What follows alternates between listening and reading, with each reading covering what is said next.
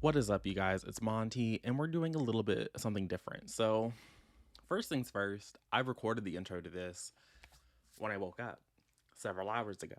I went to start editing the footage together, and I realized the mic was not on. There was no audio. So, instead of me laying in bed doing another sad little voiceover moment, I just decided to refilm this. So, we're doing a Blackathon daily vlog situation. Today is the 6th of January. I have January. Bitch, it is February. Would you believe I had coffee already? Because I wouldn't. It's the 6th of February. I'm here today. We're going to do the first of weekly vlogs that are happening for the rest of this week. Clearly, weekly, daily vlogs. I said in the original introduction, my goal today was to finish the Dragon Republic. Spoiler alert, I did that. That's what the next clip you're going to see is. And then I wanted to read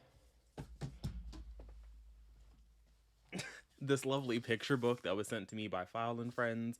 It's called Why by Tay Diggs. It's supposed to be a children's book about conversations about race. So lovely. Illustrations by Shane W. Evans. Like I said, this was sent to me, but I'll give you guys my thoughts and opinions later on in this video at some point. The other things I have to read for this week are all full-length. They're full-length novels. So that's what we're gonna do. So first up, I have Razor Blade Tears by S.A. Cosby. This is the Literally Dead book club pick for the month of February. I don't think I'm gonna like this book, but I checked it out. We're here. I have it. I read the first 7 pages when I bought it, so almost the first 2 chapters. The purpose of this, I think, is what's really just it grits my spirit. We have like these 2 men, one black man, one white man, coming together after their children have been murdered. I say children, they were like grown men and married. Their children were murdered. They're going to set out and find the murderer who killed their sons, both of which they weren't really all that close to while they lived.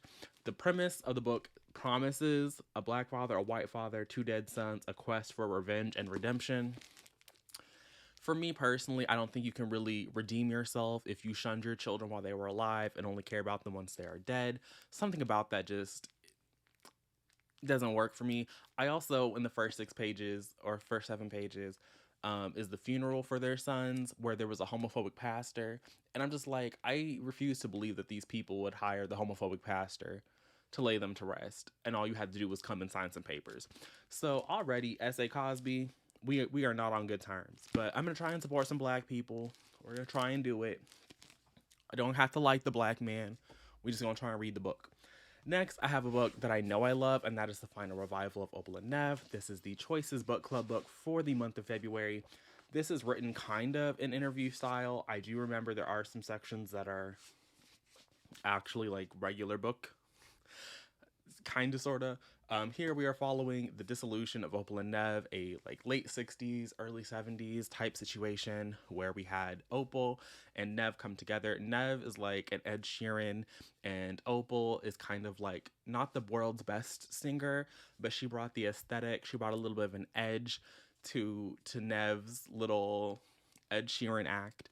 We also have the narrator of the story who is working at one of these entertainment magazine type things, who is chronicling the revival of Opal and Nev. They're going to come back together for, I believe it's like a benefit concert or like a benefit tour type thing. But the magazine writer, her father was the drummer, I want to say, for Opal and Nev back in the day, who was murdered at a I know I made it sound all dramatic, but he was murdered at a little race riot that popped off at one of Opal and Nev's concert. And so in addition to seeing why Opal and Nev fell out, we also have why was there this race war that, or this race riot thing that happened. So, and who was to blame? Is anyone to blame? I love this book. I gave it 5 out of 5 stars. So y'all need to read it. If you haven't, there's still time to join us. This live show probably won't happen. Looking at my content calendar, I think March 5th. March 5th is probably going to have the live show for that. Can I get that today? And then the last book I want to read this week is 50 Words for Rain by Asha Lemmy. This is a World War II historical I was about to say historical nonfiction. This is a work of fiction. as far as I know, these are, you know, fake events. Any any resemblance to real people is coincidental. But here we are following the daughter of an American GI and a like upper aristocratic Japanese person, um, living in Japan, following the events of World War II, what's happening with her, how it's all very sad. This is a buddy read with Aaron from Booked and Busy, so I have gone ahead and marked off our little tabby things. I know Aaron likes to read 100 pages a day or to the nearest chapter, so that's what I have marked in my book, so I should be finishing this rather quickly. This is the other thing I want to get started today. Why by Tay Diggs, and my pages, or at least start on my pages for 50 words for rain so I don't get behind, because when I have work, I'm not the best at reading physically. So the fact that I have 3 physical books on this TBR is a little bit of a stretch. Hopefully the fact that I'll be daily vlogging will actually force me to read in the mornings, because I typically don't read in the morning before work. So because I have all that time, I can get to these books. The real question is, will I? So that's what I have for the BLACKATHON situation. I'm not really on any teams. I'm not going to be sending in any page counts. I'm just here to participate in the daily vlogging portion. I'm going to say I'm going to bring you along on my life, but we've already failed that. So I'm going to toss it back to Past Monty. He's going to tell you about the Dragon Republic, his messy little thoughts, and then future Monty is going to come in later and let you know if I've actually read any of the things on my TBR that were my Black people. Y'all, so I finished The Dragon Republic by R.F. Kuang, and that's all I've accomplished. I mean, I made breakfast. I ate my breakfast. I've taken a shower now. Still need to do the laundry. But I finished Miss Republic. And I have to say that I think that the series itself is consistent. I don't want to get too into it because I do plan on continuing and reading The Burning God and doing like a series wrap-up discussion. But The Burning God, The Dragon Republic is it's consistent. If you liked The Poppy War, I can't imagine that you wouldn't also like The Dragon Republic, because they're very similar. I don't think that R.F. Kuang really fixed her pacing issues that I thought were definitely present in the first book, in The Poppy War. They definitely were not fixed for the second. So I hated that personally. I also don't think that the book did a very good job of like, there's a lot of treading water, which I think is part and parcel with being a war novel. Like, that's just what you're signing up for to some degree. But at the same time, there was a lot of meandering. So like, we would do a battle, and then we would have like this little side quest journey where we would have to go and like learn some lore and some history. And the lore and the history were the interesting parts of the book. I thought that they were the part of the book that felt like the most realistic, because my major issue with the series is that Rin as a character feels the most inconsistent, because you meet her in the Poppy War and she is the most driven person that you can find, right? Like, she is burning herself to get into Senegard. She is, making these deals and telling her adoptive parents, like, yeah, I'm going to get into this. She is stealing opium to pay, or she stole the opium the one time, to pay Tutor Feyrick to tutor her so she can get into this military academy. And that's like very driven. It's very this person who is not obedient, there's like a clear mission there. But the minute that Rin becomes a soldier, like the minute that the Federation attacks Senegard and the shit kind of hits the fan and things are spinning out of control, she just becomes this person who has no wants or desires. Her mission becomes to like be a great soldier. And I'm like, okay, sure, that's fine. But then I'm just kind of like, what happened to the girl? What happened to that girl who was going to do anything, right? And none of her, like, even when she destroys Mugen at the end of the first book and she, you know, rains down a volcano upon them from the temple in Spear, that wasn't what she wanted. She was doing then what Alton wanted. That was Alton's desire. She didn't have any desire really to do that. She talks about in like the Dragon Republic how given the choice, she would do it all again. She would like do it because she wants to do it. I never believed it because in between all of those moments and all of those discussions, we have continued discussions of her being like, I'm a weapon. I just need to be pointed and shot because I'm a weapon. I'm a weapon. I'm not anything. I'm a weapon. But then, and all the other characters around her are like, yeah, girl, you can't be any kind of leader because that's not your role. But then when the narrative needs her to be a leader, the narrative is like, yeah, Bryn's gonna lead us. She's not going to be a figurehead. And it's like, if she's just gonna be Katniss, just let her be Katniss. You know, like, she doesn't actually, she's just going to be, you know, like Helen of Troy. Let her be Helen of Troy. This thing where it doesn't have any capable leadership skills. Everyone knows that she doesn't have any capable leadership skills. She knows she doesn't have those skills. Juxtaposed against everybody when the plot is convenient, going like, oh, we're gonna stage a coup. You need to be our coup leader. Oh, you've been backstabbed and betrayed.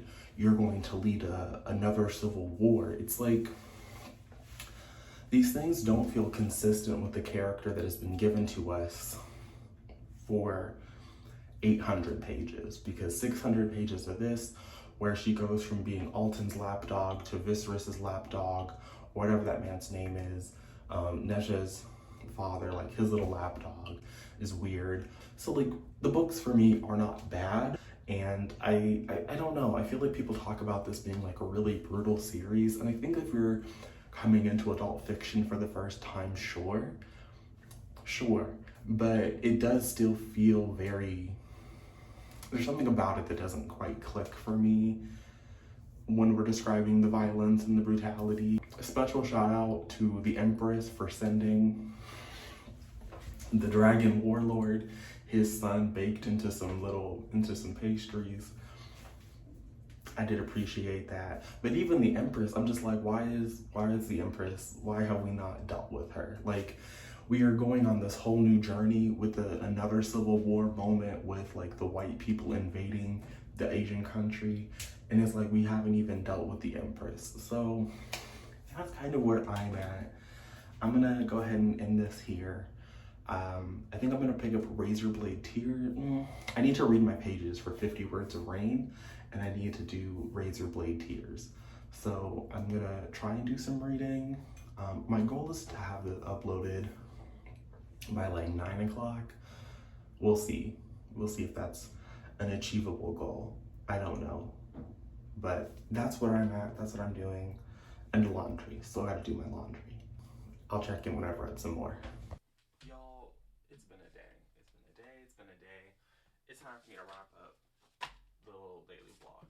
I did read Why by Taye Diggs and Shane Evans did the illustrations. I read it twice because it was only 32 pages, and the first time I read it, I said, this can't be the whole book. I mean, I knew it was going to be short, it's a picture book. But I said, there's no way this is the conversations about race that y'all were advertising. And ultimately, I don't think y'all could hear me.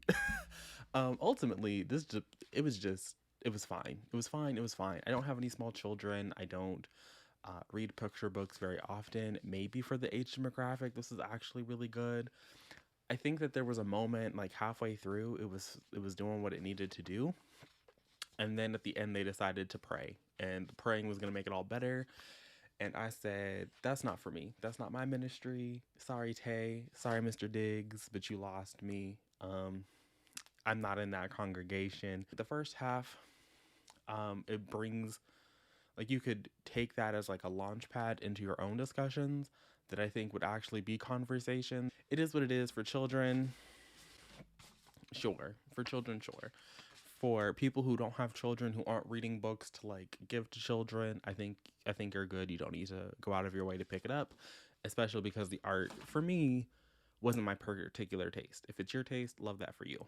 Now, on to, do I have the dust jacket somewhere over here? That's gonna be a problem. Oh, it's way up there. I'm not standing up. But I did read 66 pages. Yes, 66 pages. I'm on chapter 4 in 50 Words for Rain by Asha Lemmy. Y'all, I think this is actually a really good book to talk about because here we have younger protagonists. Now, I do think that over the course of the story, these characters are going to get older. Okay, it's a 65, and right now we're in the 50s. So she's going to get to her 20s or so. But right now we have a main character who is 10 years old, and it reads like an adult fiction title.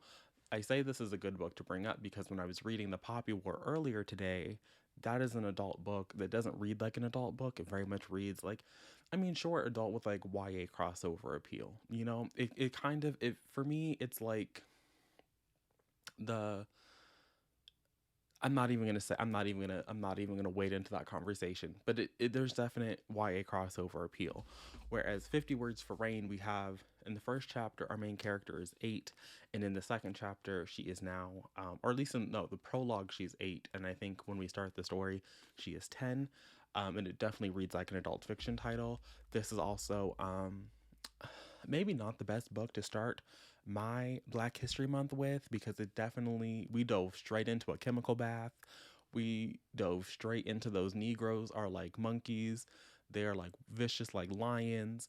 So, I mean, I knew it was coming. I knew it was coming. I knew the anti-blackness was coming. Choices have been made. Choices have definitely been made. But I'm enjoying it feels like the wrong word because it's definitely giving Cinderella vibes. Our main character, Nori, is definitely, you know, she's a biracial girl. She's 8 and she's been showed the prologue is her going to her grandparents' house. Her mother just like kind of dropping her off and driving away. We don't know what's happened to the lady. So her grandmother takes her in, but she is kept in the attic. She's not allowed to go out of the attic. Everything is brought to her in the attic. She's not like locked in there because I guess reasons, but she does not leave this attic really. And her grandmother is definitely abusive. Her grandmother is definitely trying to like lighten her skin with these chemical baths that is definitely scarring this poor little girl. So there's that. But like I said, she's locked in the attic. Then one day she finds out that she has a brother, and her grandmother brings her brother Akira to the house. And now her brother is there, and it's kind of a big deal because now her brother is like low key in charge of everything, even though he's only 15. And so where I left off, our homegirl Nori was able to leave the attic and she's getting to talk to her brother. And she, like the rules have kind of been changing a little bit, but you know, her grandmama is still not very happy because that grandmama still wants to beat this little black girl's ass. So again, it's not like the most uplifting book I could have started my Black History Month with, but I am enjoying it. I'm having a good time. I'm looking forward to seeing where the story goes, to seeing where Nero's and where am I? Ancient fucking Rome, to seeing where Nori and Akira's relationship goes. I was low key worried it was gonna give me flowers in the attic. I don't want flowers in the attic.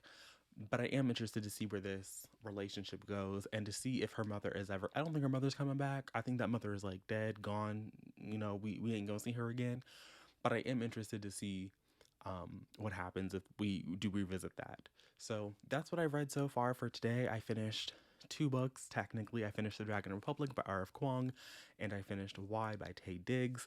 And I made it almost to the stopping point for my buddy read with Aaron, which I'm not too mad about because I only have like 40 pages left. I have very little left. One second. Let me just. This is what I need to read by the end of tomorrow. So I'm not mad about it. I will definitely get that read first thing in the morning. And then I'm going to go to. I think I'm going to go to Razor Blade Tears. I want to get Razor Blade Tears out of the way just so I can end the week with a book that I know that I'm going to enjoy. That's going to be my game plan and how I'm going to tackle this. Because I feel like if I get through the things I don't know and the book that I'm not really interested, like razor blade tears is not doing it for me. But if I get through that, then I can end the week strong and we can talk about Opelinef. So thanks for watching. If you made it to the end of the video, I love that for you. You can comment down below. Let me know what team you're on for BLACKATHON. If you're reading anything by Black people this month, are you participating? Fill me in. Let me know. I would love to see it. If you are also daily vlogging for BLACKATHON, let me know. I would love to know. But I'll see you all again tomorrow with another video. But until then, and until next time.